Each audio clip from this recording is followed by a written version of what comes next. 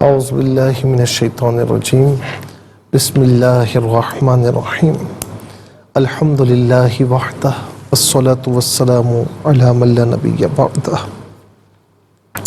وعلی کل من صحبہ وتبعہ بإحسان بعدہ اللہم صلی علی سیدنا و مولانا محمد وعلی آلہ واصحابہ وبارک وسلم۔ محترم ناظرین و سامعین، ڈیئر ویورز اینڈ لسنرز، السلام علیکم ورحمۃ اللہ وبرکاتہ۔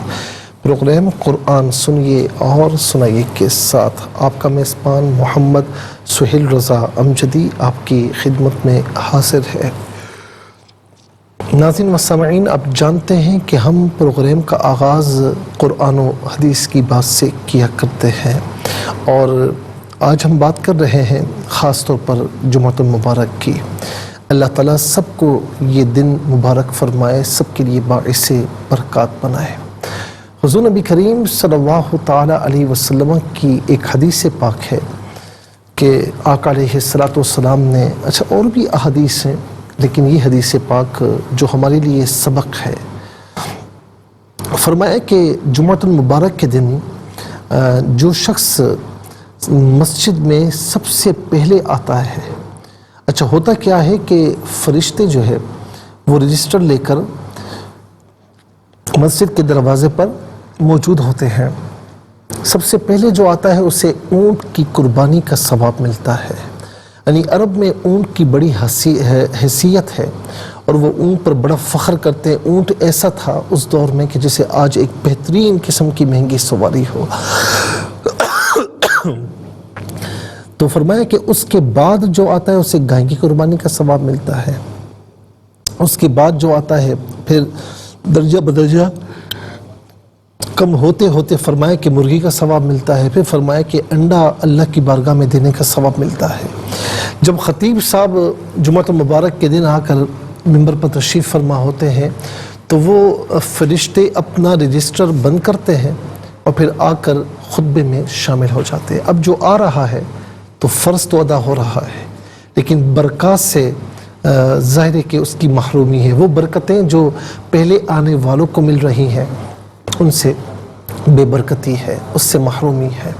ناظرین و سامعین، یہ بھی فرمایا کہ جو جمعے کے دن آ کر کما حق ہو، یعنی اچھے کپڑے پہن کر ایک اہتمام کے ساتھ معطر ہو کر آتا ہے، خطبہ سنتا ہے، جسے خطبہ سننے کا حق ہے، نماز ادا کرتا ہے جسے نماز ادا کرنے کا حق ہے۔ فرمایا کہ پھر اس کے بعد اس کو یہ فضیلت ملتی ہے کہ اس جمعۃ المبارک اور اگلے جمعۃ المبارک کے درمیان جتنے گناہ ہوتے ہیں اللہ رب العالمین اس عمل کو ان گناہوں کے لیے کفارہ بنا دیتا ہے۔ ناظرین و سامعین، آج ہمارا معاملہ کیا ہے؟ ہم جمعۃ المبارک میں ایک تو اہتمام کے ساتھ نہیں آتے، دوسرا یہ کہ کچھ لوگ ایسے ہوتے ہیں کہ جو بالکل اخیر میں آتے ہیں، یعنی جب امام خطبہ شروع کرتا ہے تو چلو بھائی ٹھیک ہے خطبہ سن لیتے ہیں، واجب ہے سن لیتے ہیں۔ کچھ لوگ ایسے ہوتے ہیں کہ جو یہ سوچتے ہیں کہ یار خطبے میں کیوں بیٹھے ہیں، جب امام صاحب نماز شروع کریں گے نا اس وقت ہم جائیں گے، چلیں جی اس وقت چلے جاتے ہیں۔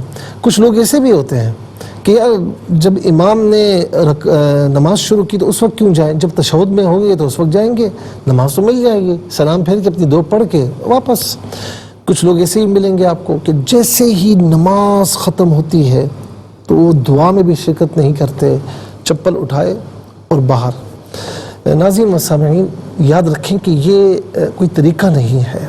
سنت طریقہ یہ ہے کہ اہتمام کے ساتھ آئے، اور ہم میں سے ہر کوئی جو آنے والا ہے نا اسے یہ احساس ہونا چاہیے، اس کا یہ ارادہ ہونا چاہیے کہ مسجد میں سب سے پہلے آنے والا وہی ہو، تبھی برکتیں ملیں گی۔ آج ہم کہتے ہیں نا کہ یعنی جو اچھی بات سننے کو ہمیں مل سکتی امام صاحب سے، خطیب صاحب سے، تو ہم نہیں سن پاتے، تو کہتے ہیں کہ بس یار وہ جمعہ بس ایسے ہی پڑھنا ہے۔ تو ناظرین و سامعین، جب اچھی باتیں نہیں سنیں گے، اچھی صحبت میں نہیں بیٹھیں گے، دین کے احکامات نہیں سیکھیں گے، تو پھر زندگی میں چینج کیسے آئے گا؟ اور مسجد سے اس طرح بھاگنا یہ مسلمان کو زیبا نہیں دیتا۔ ایک مقولہ ہے کہ المؤمن فی المسجد کالسمک فی الماء، مومن مسجد میں ایسے ہوتا ہے، اسے اتنا مزہ آتا ہے جیسے مچھلی کو پانی میں مزہ آتا ہے۔